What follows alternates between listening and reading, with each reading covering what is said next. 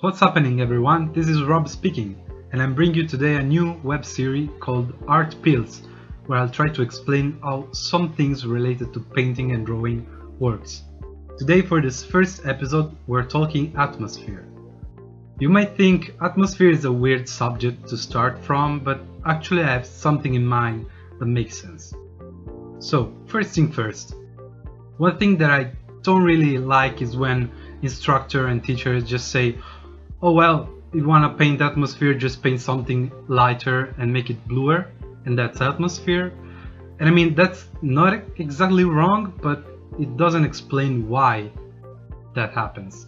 So, first we'll read the definition of the dictionary for atmosphere, and the definition says, the gaseous envelope surrounding a heavenly body, so gas, air, and everything that is in the atmosphere.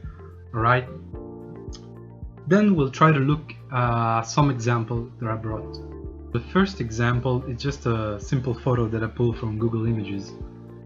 And in this case you can see that what they usually say is true, because when we go from point A to point B and then point C, you can see that it goes lighter and bluer.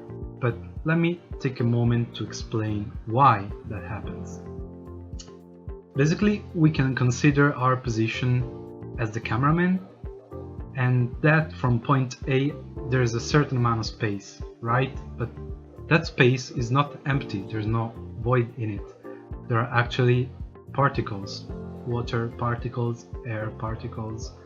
So what happens when you go from point A to point B or point C? The distance increases. That means that from our eyes, the amount of air the light has to travel through increase, so there are more particles. And what this creates, you can see in here that in the shadows, for example, you start losing detail. Like from point B to point C, you can see that the shadows really lose a lot of detail. But in the light, you can still see around here there's still some green, you can still see the green in here. While in point C you can barely see any around here or here, but like the shadows are completely flat and blue because there's a lot of space from point A to point C. So why do I insist about this not going just lighter and bluer and really understanding the concept behind it? Because if you change the setting, and for example look at this painting from Vernet, it's actually sunset, and in the sunset you cannot really go bluer because the lighting conditions are completely different. So what my point is, if you take one object and the same object you move it further away, of course it's always gonna be lighter because the amount of air from our eyes and the object gets bigger and bigger, but it will not always become bluer.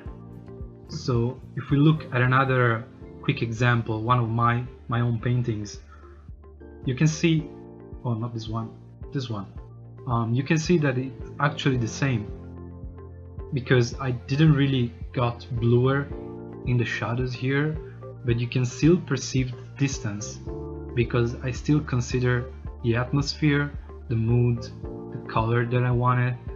So try to understand what feeling also you want to convey and what are the light setting for your scene, and don't just assume since it's mountains far away it's gonna be blue, it's gonna be light, because that's not always true. Another important thing to remember is that distance is not always the main thing that causes this effect. We can have these also by other effects, such as haze. For example, early in the morning, this is just a photo, you can see that there are water droplets in the air, and that basically creates the same effect. The concept is the same, basically between your eye and the object there's something in between, there's way more particle of water and air, and that's what causes the object to fade in a sense. Or another example could be fog. You see in this picture, like when there is fog, it's still the same as haze, basically water droplets in the air, but like many water droplets in the air, so you cannot really see much further than where you are, right? Like the fade, it's not based on the distance, right, but on the amount of particles in the air in this case.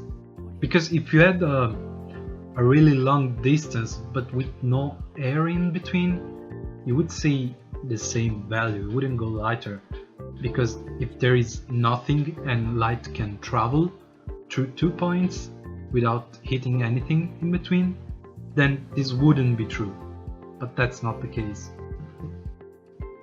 And another example for this could be pollution, right? Because again, it's still the same principle. If there is dust in a dungeon, or pollution in the atmosphere, or water droplets, the effect's still the same, because what happens is light travels from the object to your eyes, it scatters because it bounces off these particles, so you will see this object going lighter and catching the color of the atmosphere or the surrounding, right? Because we're not always dealing with just sky and just atmosphere. So I hope this video was helpful, at least to some of you.